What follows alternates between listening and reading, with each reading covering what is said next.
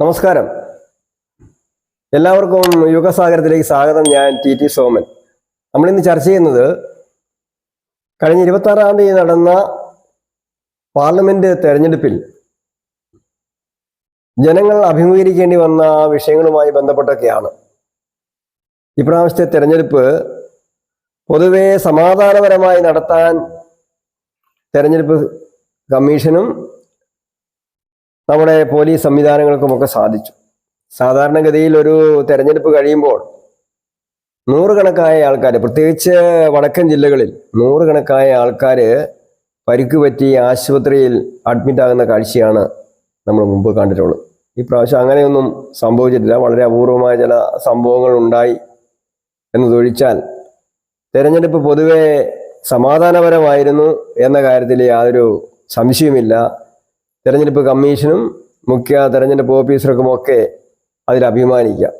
കേന്ദ്ര സേനയുടെ സാന്നിധ്യം, അതുപോലെ തന്നെ വെബ്കാസ്റ്റിംഗ് സിസ്റ്റമൊക്കെയാണ് തെരഞ്ഞെടുപ്പ് സമാധാനപരമായി നടത്താൻ സഹായിച്ചത് എന്ന കാര്യം സ്മരണീയമാണ്. പക്ഷേ ജനങ്ങൾ ഇത്രമാത്രം ദുരിതം അനുഭവിച്ച് വോട്ട് ചെയ്ത ഒരു തെരഞ്ഞെടുപ്പ് ഈ സമീപകാല ചരിത്രങ്ങളിലൊന്നും ഉണ്ടായിട്ടില്ല. മണിക്കൂറുകൾ നീണ്ടു നിൽക്കുന്ന ക്യൂ, പാതിരാവരെ ഇലക്ഷൻ നടപടികൾ, വോട്ടിംഗ് സംവിധാനം നീണ്ടു നിൽക്കേണ്ടി വന്നു എന്ന് പറഞ്ഞാൽ ജനങ്ങൾ അനുഭവിച്ച വിഷമം ഊഹിക്കാവുന്നതേ ഉള്ളൂ. രാവിലെ തന്നെ പല സ്ഥലങ്ങളിലും ക്യൂ ആണ്. വോട്ട് ചെയ്തിട്ട് പണിക്ക് പോകാം എന്നൊക്കെ കരുതി വന്ന ആളുകൾ തിരക്ക് കണ്ട് എന്നാൽ പിന്നെ വരാം എന്ന് വിചാരിച്ച്, ഉച്ചവരെ പണിതിട്ട് വരാം എന്നൊക്കെ വിചാരിച്ച് വരുമ്പോഴും ക്യൂ ആണ്. നീണ്ട ക്യൂ കണ്ടിട്ട് വോട്ട് ചെയ്യാതെ മടങ്ങിയ ആളുകളുണ്ട്. ഈ നീണ്ട ക്യൂവിൽ നിൽക്കുന്ന ആളുകൾക്ക് ഉച്ചവരെ കുടിവെള്ളം ഉണ്ടായിരുന്നെങ്കിലും ഉച്ച കഴിഞ്ഞ് പല സ്ഥലത്തും കുടിവെള്ളം പോലും ഉണ്ടായിരുന്നില്ല. കുടിവെള്ളം ഉണ്ടായിരുന്നില്ല എന്ന് മാത്രമല്ല, മണിക്കൂറുകൾ നിൽക്കുമ്പോൾ ഇരിക്കാനുള്ള സംവിധാനം പോലും ഉണ്ടായിരുന്നില്ല. ശരിക്കും പറഞ്ഞാൽ വളരെയധികം ദുരിതമാണ് ജനങ്ങൾ അനുഭവിച്ചത്. ഈ വോട്ടിംഗ് ഇങ്ങനെ വൈകാൻ കാരണം, വോട്ട് ചെയ്താൽ വരുന്ന ആ ശബ്ദം പുറത്ത് വരാൻ വളരെ വൈകി. അതാണ് ഒരു പ്രധാന കാരണങ്ങളിൽ ഒന്ന്. ഒന്നുകിൽ ഉദ്യോഗസ്ഥന്മാരുടെ അറിവില്ലായ്മ, അല്ലെങ്കിൽ മെഷീന്റെ തകരാറ്, പഴയ മെഷീനോ മറ്റോ ആണ് ഉപയോഗിച്ചത് എന്ന് സംശയിക്കേണ്ടിയിരിക്കുന്നു.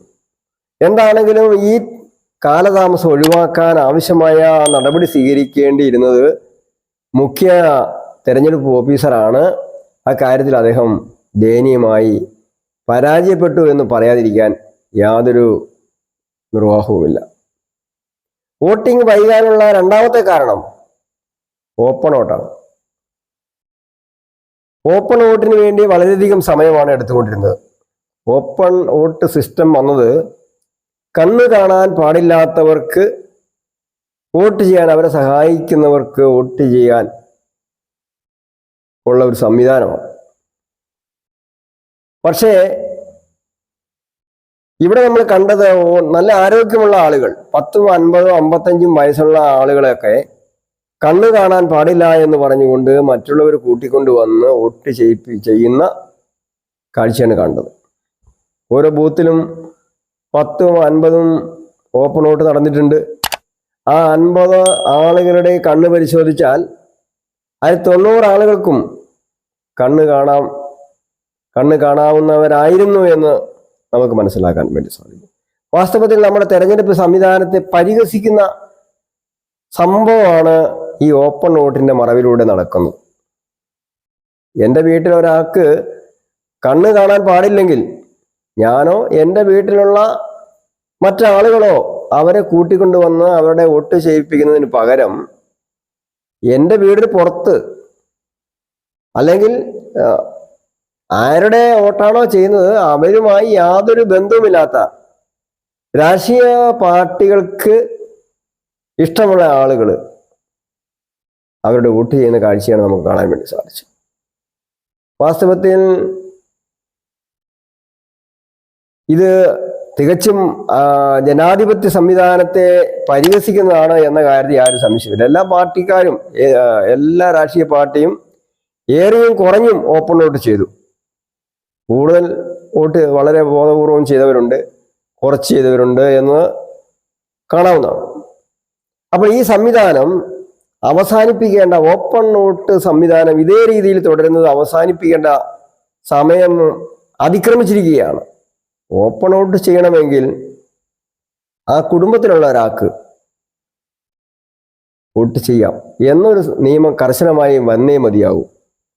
ഇതിപ്പം കുടുംബത്തിലുള്ളവരൊന്നും അല്ല, പുറത്തുള്ളവർ വന്നിട്ട് അവർക്ക് കണ്ണു കാണാൻ പാടില്ല എന്ന് പറഞ്ഞുകൊണ്ട് വോട്ട് ചെയ്യിക്കുന്ന,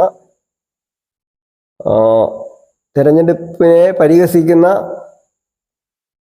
സംഭവങ്ങളാണ് ഉണ്ടായിട്ടുള്ളത്.